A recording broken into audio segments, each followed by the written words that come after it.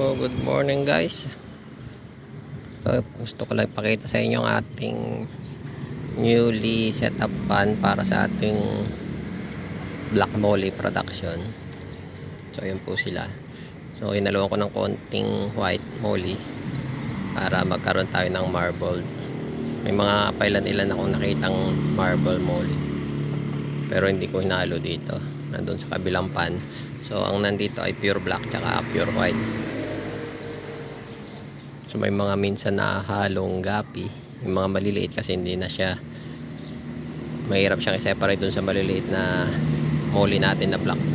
Almost same color sila pag maliliit pa. So mahirap nang i-separate na sasama na, so eventually magkakaroon din ng gapi dito sa pan na to.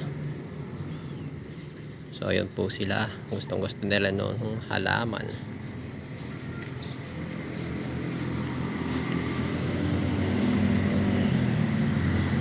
So ito po ay 3.8 diameter na pan, pero yung lona natin ay nasa 4 meters dahil yung bakal natin ay hindi na natin dinagdagan dahil saktong pang 3.8 lang.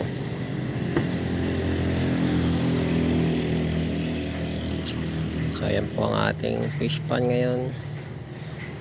So gusto lang i-share at mapadami natin para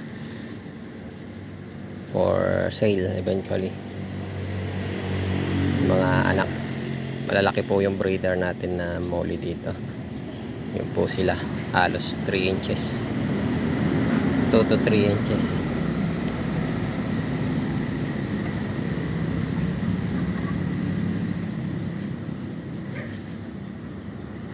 Pinapakain ko lang po dito ay yung grower ng panghito,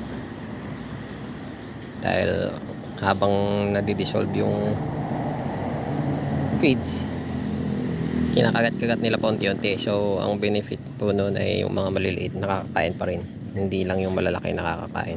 Dahil kung yung feeds mo ay maliliit, lunok ka agad ng ano yun, mga malalaki. Wala nang chance yung maliliit na makakain. So yun po yung advantage ng malalaki yung pellet pag-aagawan ng malalaki at maliliit, hindi mauubos ka agad. So yun po yung ating sharing for today. So God bless po, hope you learn something.